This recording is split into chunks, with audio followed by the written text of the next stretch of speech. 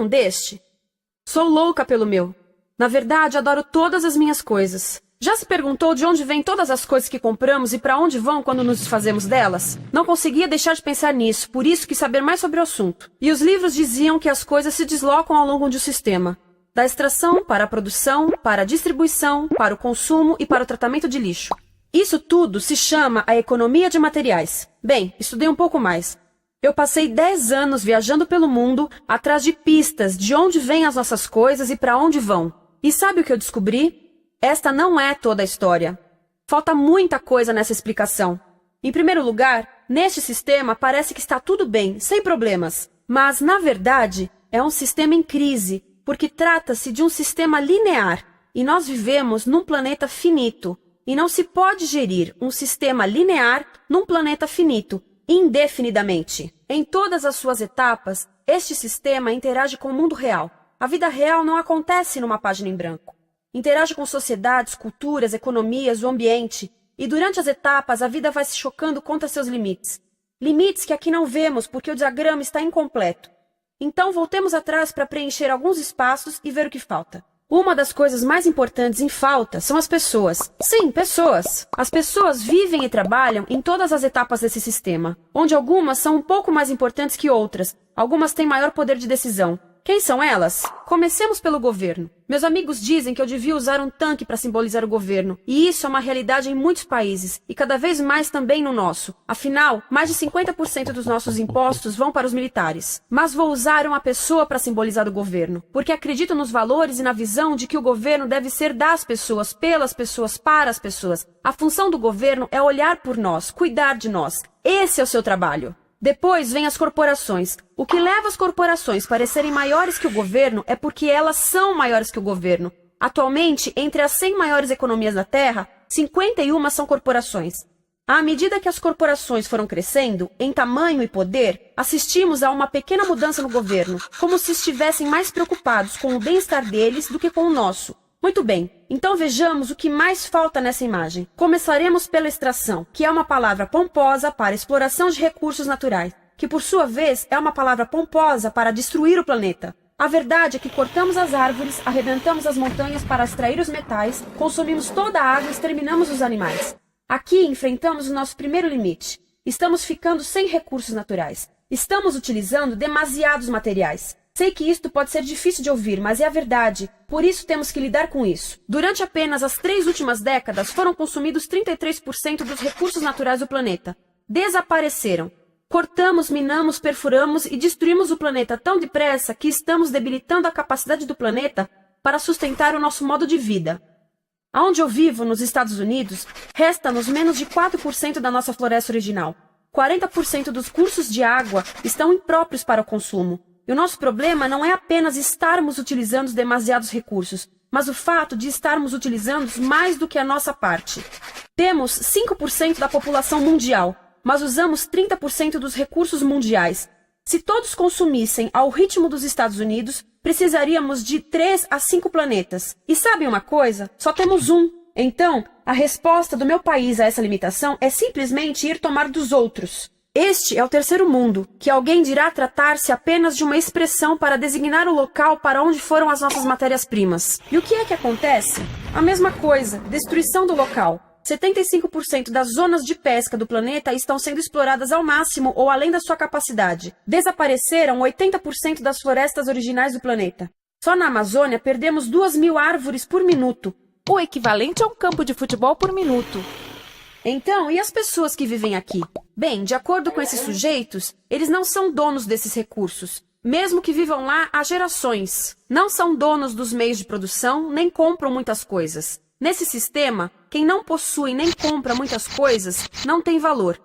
A seguir, as matérias-primas seguem para a produção, onde utilizamos energia para misturar químicos tóxicos com recursos naturais para produzir produtos contaminados com tóxicos.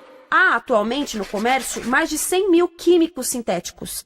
Apenas um punhado foi testado para avaliar o seu impacto na saúde, e nenhum foi testado em relação aos impactos sinérgicos na saúde, ou seja, a interação com todos os outros químicos aos quais estamos expostos diariamente. Por isso, desconhecemos o impacto total deles na saúde e no ambiente. Mas sabemos uma coisa: os tóxicos entram e saem. Enquanto continuarmos a introduzi-los nos nossos sistemas de produção industrial, continuaremos a inserir esses tóxicos nos produtos que levamos para nossas casas, trabalho e escolas, e claro, para nossos corpos. Como os BFRs, ou retardantes de incêndio à base de brometo, que tornam as coisas mais resistentes ao fogo, mas são super tóxicos. São neurotóxicos, ou seja, tóxicos para o cérebro. O que é que estamos fazendo usando esses químicos? Apesar disso, os usamos em nossos computadores, eletrodomésticos, sofás, colchões e até alguns travesseiros. Sim, pegamos nossos travesseiros, os revestimos com neurotoxinas, levamos para casa e dormimos por 8 horas com eles. Não sei, mas acho que num país com tanto potencial, poderíamos ter uma maneira melhor de evitar que as cabeças peguem fogo à noite.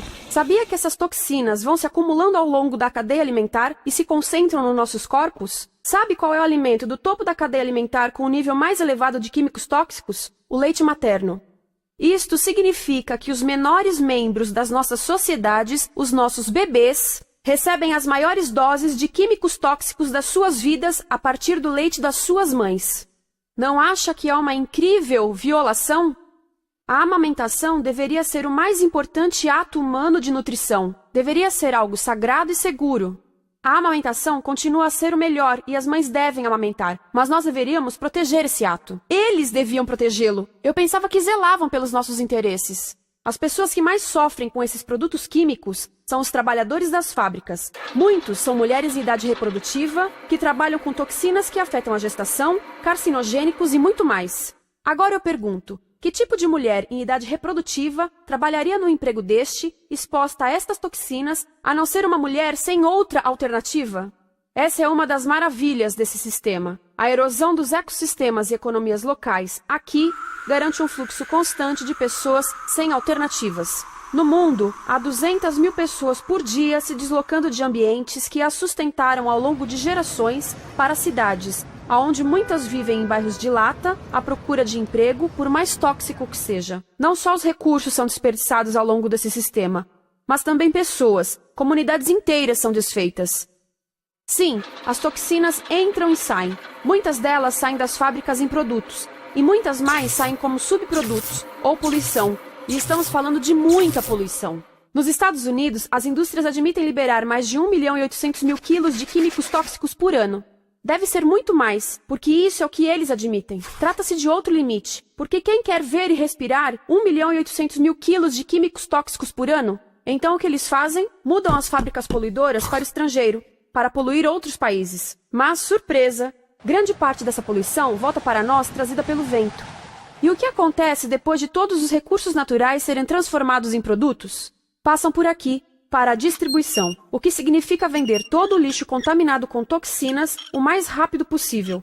Aqui, o objetivo é manter os preços baixos, com as pessoas comprando os produtos em constante movimento. Como eles mantêm os preços baixos? Pagam salários baixos aos trabalhadores das lojas e restringem o acesso aos seguros de saúde sempre que podem. Tudo se resume em exteriorizar os custos. O verdadeiro custo da produção não se reflete no preço. Em outras palavras, não pagamos aquilo que compramos. Outro dia estive pensando nisto. Ia a caminho do trabalho e queria ouvir as notícias. Por isso entrei numa loja para comprar um rádio. Encontrei um pequeno rádio verde engraçado que custava $4,99. Na fila do caixa pensei, como $4,99 podem refletir o custo da produção e transporte desse rádio até ele chegar nas minhas mãos? O metal deve ter sido extraído na África do Sul. O petróleo provavelmente do Iraque. O plástico produzido na China e talvez montado por uma criança de 15 anos numa fábrica do México. $4,99 não paga nem o aluguel do espaço ocupado na prateleira, nem parte do salário do empregado que me atendeu, ou as viagens de navio e caminhão que o rádio fez. Foi assim que eu percebi que eu não paguei o valor do rádio. Então, quem pagou? Estas pessoas pagaram com a perda do espaço dos seus recursos naturais. Estas pagaram com a perda do ar puro, com o aumento de doenças como asma e câncer. As crianças do Congo pagaram com o seu futuro, pois 30% delas abandonam a escola para trabalhar nas minas de coltan, um metal que usamos em aparelhos eletrônicos baratos e descartáveis. Estas pessoas pagaram por não ter direito ao seguro de saúde. Ao longo desse sistema, pessoas contribuíram para que eu comprasse o rádio por $4,99. Mas essas contribuições não são registradas por nenhum contabilista. É isto que eu quero dizer com exteriorizar o verdadeiro custo de produção. E isso nos leva à seta dourada do consumo. O coração do sistema, o motor que impulsiona. É tão importante proteger esta seta que se tornou prioridade daqueles dois sujeitos. É por isso que, após o 11 de setembro, quando nosso país estava em choque, o presidente Bush poderia ter sugerido fazer luto, rezar, ter esperança, mas não, ele disse para fazermos compras. Compras! Nos tornamos uma nação de consumidores. Nossa principal identidade passou a ser de consumidores. Não mães, professores, agricultores, mas consumidores. Nosso valor é medido e demonstrado pelo quanto contribuímos para esta seta. Quanto consumimos. Não é isso que fazemos? Compramos, compramos, compramos. Manter os produtos circulando. E como circulam? Sabe qual a porcentagem dos produtos que circulam através desse sistema que ainda são usados 6 meses depois da venda na América do Norte? 50%?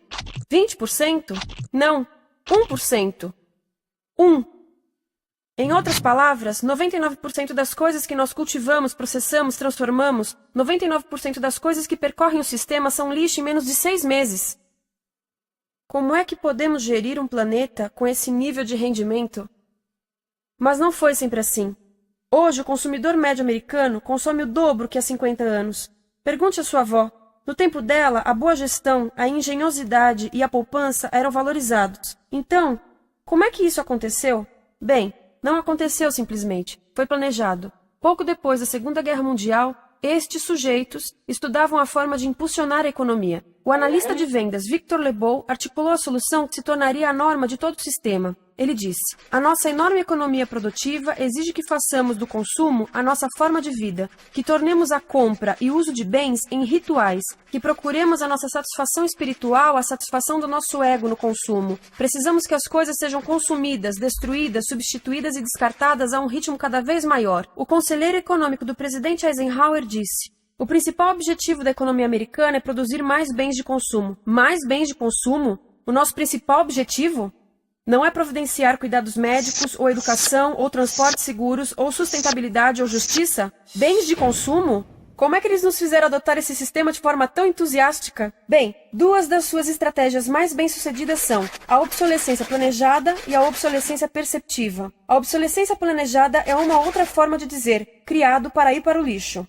Eles fazem as coisas de modo que sejam inúteis tão rápido quanto possível para jogarmos fora e voltarmos a comprar. Isso é óbvio em sacolas ou copos de plástico, mas verifica-se isso em coisas maiores como esfregões, DVDs, máquinas fotográficas, churrasqueiras, quase tudo, até computadores. Já reparou que quando compra um computador, a tecnologia muda tão rápido que em poucos anos se torna quase um impedimento para a comunicação? Fiquei curiosa e abri um desses computadores para ver o que tinha dentro, e descobri que a peça que se muda a cada ano é apenas uma pecinha no canto. Mas não se pode mudar apenas essa peça, porque cada nova versão tem um formato diferente. Tem que jogar tudo fora e comprar um novo. Estive lendo sobre o design industrial da década de 50, quando a obsolescência planejada começou a aparecer. Esses designers eram muito claros sobre o assunto. Chegavam a debater quão rápido conseguiam que um aparelho avariasse, mas de modo que o consumidor mantivesse fé suficiente para ir comprar outro. Foi tão intencional, mas as coisas não avariam suficientemente rápido para manter essa seta funcionando. Por isso existe também a obsolescência perceptiva. A obsolescência perceptiva nos convence a jogar fora coisas que ainda são perfeitamente úteis. Como fazem isso? Mudam a aparência das coisas. Por isso, se comprou suas coisas há alguns anos, todos percebem que você não tem contribuído para essa seta. E como o nosso valor depende da nossa contribuição para essa seta, isso pode ser embaraçoso. Por exemplo, se eu tiver o mesmo monitor de computador gordo e branco na minha mesa por 5 anos e a minha colega tiver comprado um computador novo, ela vai ter um monitor plano brilhante que combina com o computador, com o celular e até com as canetas. Ela parece estar operando uma nave espacial e eu pareço que tenho uma máquina de lavar na mesa. A moda é outro bom exemplo. Já se perguntou por que os saltos dos sapatos das mulheres passam de largos para finos num ano e no próximo de finos para largos? Não é por haver um debate sobre qual deles é mais saudável. É porque usar saltos largos num ano de saltos finos mostra que você não contribuiu recentemente para a seta. Por isso não vale tanto quanto a pessoa com saltos finos ao seu lado, ou em um anúncio. É para comprarmos sapatos novos. A publicidade e a mídia em geral têm um papel importante nisto. Cada um de nós nos Estados Unidos é bombardeado com mais de 3.000 anúncios por dia. Vemos mais publicidade num ano do que as pessoas há 50 anos viam em toda a vida. Qual é o objetivo de um anúncio se não nos fazer infelizes com o que temos? Por isso, nos dizem 3.000 vezes por dia que nosso cabelo está errado, nossa pele, nossa roupa, nossos móveis, nossos carros, nós estamos errados. Mas tudo se resolve se formos às compras. A mídia também ajuda a esconder tudo isto e isto. Por isso, a única parte da economia que vemos são as compras. A extração, produção e envio para o lixo acontecem fora do nosso campo de visão. Por isso, nos Estados Unidos, temos mais coisas do que tivemos antes, mas pesquisas mostram nossa felicidade declinando. Nossa felicidade teve seu pico na década de 50, a mesma época em que a febre consumista explodiu. Coincidência interessante. Acho que sei o porquê. Temos mais coisas, porém menos tempo para o que realmente nos faz felizes. Amigos, família, tempo livre. Estamos trabalhando mais do que nunca. Analistas dizem que não temos tão pouco tempo livre desde a sociedade feudal. E sabem quais são as duas atividades que mais fazemos no pouco tempo livre que temos? Ver televisão e fazer compras. Nós, americanos, passamos 3 a 4 vezes mais tempo comprando do que os europeus. Assim, nessa situação ridícula, vamos trabalhar talvez em 2 empregos, e quando chegamos em casa exaustos e sentamos no sofá novo para ver televisão, os anúncios dizem que não prestamos, então vamos às compras para nos sentirmos melhor. Depois trabalhamos mais para pagar o que compramos e chegamos em casa mais cansados, vemos mais televisão que nos diz para fazermos compras outra vez. E estamos nesse ciclo de trabalhar, ver, comprar, e podíamos simplesmente parar. Então, no final, o que acontece a todas essas coisas que compramos? Nesse ritmo de consumo, não cabe tudo em casa, apesar do tamanho médio das casas ter duplicado nesse país desde os anos 70. Vai tudo para o lixo, e isso nos leva ao tratamento do lixo. Essa é a parte da economia de materiais que conhecemos melhor, porque nós temos de levar o lixo até a esquina. Cada americano produz 2 quilos de lixo por dia, o dobro do que fazíamos há 30 anos. Todo esse lixo ou é despejado num aterro, que é um grande buraco no chão, ou ainda pior, primeiro é incinerado e depois despejado no aterro. As duas formas poluem o ar, o solo, a água, sem esquecer que alteram o clima. A incineração é realmente ruim. Lembra daqueles tóxicos da fase da produção? Bem, queimar o lixo libera esses tóxicos no ar. Pior ainda, produz supertóxicos novos, como a dioxina. A dioxina é a substância mais tóxica feita pelo homem, e os incineradores são a principal fonte de dioxina. Isso significa que podemos parar a principal fonte da mais tóxica substância conhecida e feita pelo homem, simplesmente parando de queimar o lixo. E podemos parar hoje. Algumas empresas não querem criar aterros e incineradores aqui. Por isso, também exportam os resíduos. Então, e a reciclagem? A reciclagem ajuda? Sim, a reciclagem ajuda. Ela reduz o lixo nessa extremidade e depois reduz a pressão para minerar e colher mais nessa extremidade. Sim, todos devemos reciclar, mas reciclar não é o suficiente. Reciclar nunca será suficiente, por 2 razões. Primeiro, o lixo que vem das nossas casas é apenas a ponta do iceberg. Para cada saco de lixo que deixamos na esquina, 70 sacos de lixo são criados anteriormente, só para fazer o lixo desse saco que deixamos na esquina. Assim, mesmo que pudéssemos reciclar 100% do lixo das nossas casas, não se chegaria ao coração do problema. Além disso, grande parte do lixo não pode ser reciclado, ou porque contém demasiados tóxicos, ou porque é criado de início para não ser reciclável, como aquelas caixas de suco, que têm as camadas de metal, papel e plástico, todas coladas. Não dá para separar essas camadas para reciclá-las. Como se vê, é um sistema em crise. Por todo o percurso, estamos batendo em limites, do clima em mudança ao decréscimo da felicidade. Simplesmente não está funcionando. Mas a parte boa de um problema tão generalizado é haver tantos pontos de intervenção.